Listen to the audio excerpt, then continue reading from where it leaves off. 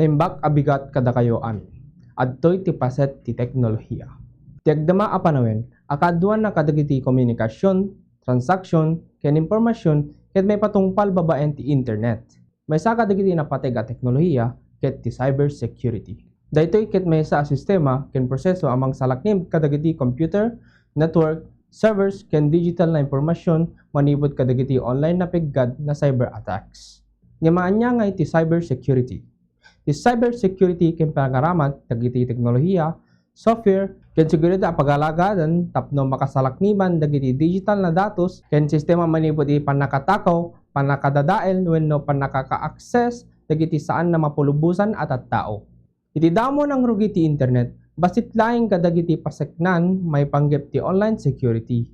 Yam ti panagduras ti teknolohiya ken internet connectivity, dumakkelmet dagiti peggad akas ti computer viruses, malware, phishing, ransomware, ken hacking. May sa kadagiti kang runan na paset ti cybersecurity ket ti pangsalaknib kadagiti personal nga impormasyon. Ti agdama, adu dagiti tattao mangusar ti social media, online banking, electronic mail, ken dadumapay a digital services.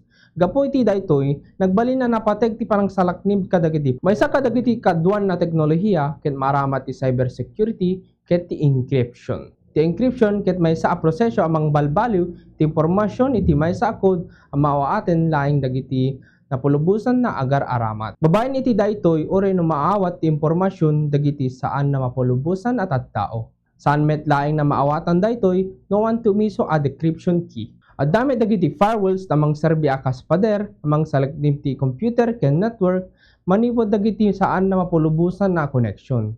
Ti firewall ket mang-monitor ti sumrek ken narumara datos tapno masiguro na rinteg ken natalked na komunikasyon. May sapay na patay ka teknolohiya ket antivirus software.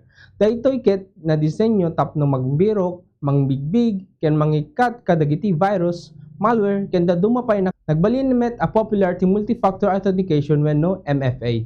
Iti daytoy sistema saan laing nga password ti kasapulan no diket addapay sa bale verification akas ti code na maipatulod ti cellphone wenno email. Daytoy ket mangnayon ti seguridad dagiti online accounts. Makatulong met ti cybersecurity iti panangsalaknib kadagiti website ken online services. Dagiti kompanya ken organisasyon ket mangusar kadagiti advanced security system tapno maliklikan ti pagsalaknib kadagiti customer information ken dagiti sensitivito a datos. May sa kadagiti bentaha ti cybersecurity ket ti panang patalinaed kinatalked ken kinapribado dagiti impormasyon. Babayen ti na siya ti cybersecurity measures na mabasitan ti posibilidad na panakatakaw dagiti datos ken panangabuso ti personal na impormasyon. Makatulong met daytoy iti panang patalinaed iti operasyon dagiti organisasyon. Na natalged dagiti computer system, mabasitan ti posibilidad iti panakasardeng dagiti serbisyo gapo ti iti cyber attacks. Uray kasta, addalat ta dagiti pakaseknan ti cybersecurity. May sa kadagitoy nagtultul panang balbaliw dagiti cyber threats, iti tunggal tawen adda dagiti baro a klase dagiti malware ken hacking techniques a may develop dagiti cyber criminals. May sa pay problema ket ti human error. Adda dagiti napigsa a security system no saan naling dagiti agar-aramat iti panang salaknib kadagiti account da mabalin latta mapasamag ti security breach. Gapo iti daytoy, importante ang masursuro dagiti tattao ti omiso a pagaramat ti internet. Panagaramat iti napigsa a password ken panangliklik kadagiti makapadudwa aling sa ken mensahe. Iti agtultuli a panagduras ti digital technology namnamayan a mas dumakkel pa iti papel ti cybersecurity iti masakbayan. Babaen ti pinagtinulong ti dagiti software developers, security experts, mabalin mapagtalinaed ti kadagiti digital systems ken impormasyon.